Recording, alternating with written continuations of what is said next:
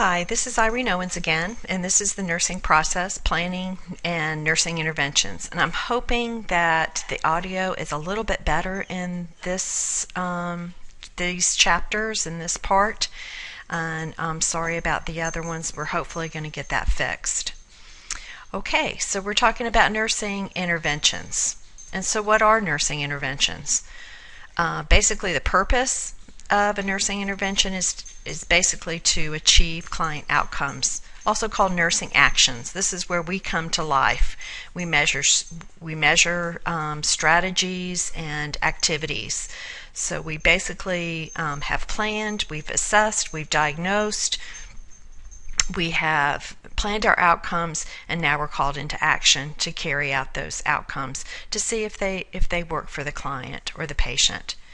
It's always based on clinical judgment and nursing knowledge, and it reflects our direct and indirect care that we give to our patients. So choosing nursing interventions, we use professional standards, theories, nursing research, and evidence-based guidelines. So here's a little clicker check. The nurse has identified the nursing diagnosis, risk for aspiration for her client with a swallowing disorder. In deciding which feeding technique will prevent aspiration, the nurse should A. Ask the UAP, who has 20 years of experience. B. Perform a Google search on the topic like Kyle would. C. Ask the physician to write an order with specific instructions. Or D. Search for evidence-based clinical practice guidelines. And of course you got the answer right. Nursing intervention should always be based on the most clinical evidence that's based on research and science. So the process used for generating and selecting interventions, we first review the nursing diagnosis, we review the desired client outcomes, we identify several interventions and actions, and we choose the best intervention available for that client.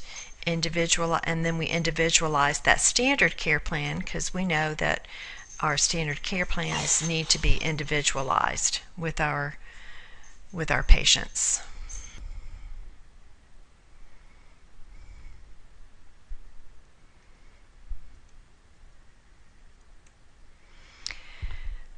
So when we generate interventions from our problem and etiology that we've already established, we use clinical trials from the strongest evidence to the weakest evidence. And we're going to get into more of that when we get into our research-based articles and what kind of research clinical trial was it? Was it randomized? Was it a cohort study? Or what was the outcome? Were there any case studies and any expert opinion on it? There are some standardized language for interventions, and I'm not going to go over specifically each one of these, but there's the nursing intervention classification, and it consists of that label, a definition, and a list of specific activities. It links to NANDA, and we talked about NANDA, I think, in the very first unit, and the NOC outcome labels, and how the interventions from NIC is included for what they call NIC-NOC. NIC is included in interventions applicable to all settings. An example of a NIC intervention category for the nursing diagnosis of anticipatory grieving would be coping enhancement. True or false? And the answer is true. Interventions in this category are designed to assist the patient to adapt to perceived stressors or to any kind of threat. There's also some other standardized language for interventions from the clinical care classification and the Omaha system. So you can look those up on your own, and no, I will not test you on that material, but know that there are resources for you as you make up your care plans. Computerized care plan, there's some potential interventions. As we look at the schematic, we have the problem versus the etiology.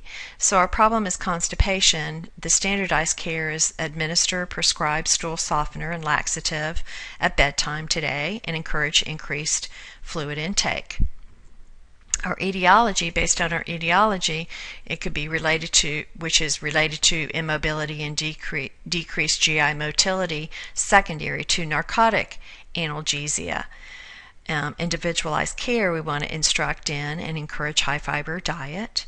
We want to use non-pharmacological measures such as distraction, and also to minimize the need for any kind of narcotics. So that kind of gives you some potential interventions based on the problem and based on the etiology.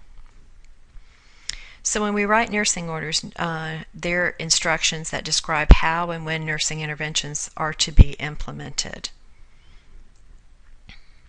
And a nursing order contains a date, the subject, an action verb, the times and limits, and your signature, because you're the one that initiated the order. So is the set of orders complete when we think about what we've ordered, what we have, what we've assessed, what we've diagnosed? And is each order technically complete? And are the orders clear, specific, and precise? Very important, because we're writing these orders for others to look at and for our UAPs to follow. So we want to make sure, or our techs, we want to make sure that they are able to follow your orders very concisely. Is the order individualized? Are the orders concise? And which orders have priority? And those are up to you to decide and you to make clear to oncoming staff or your LPN or techs underneath you. So for the following interventions, write one intervention to address the problem. So the problem in the first would be ineffective airway clearance. And one problem for the etiology, and the other etiology, the etiology for one would be related to thick secretions and decreased chest expansion.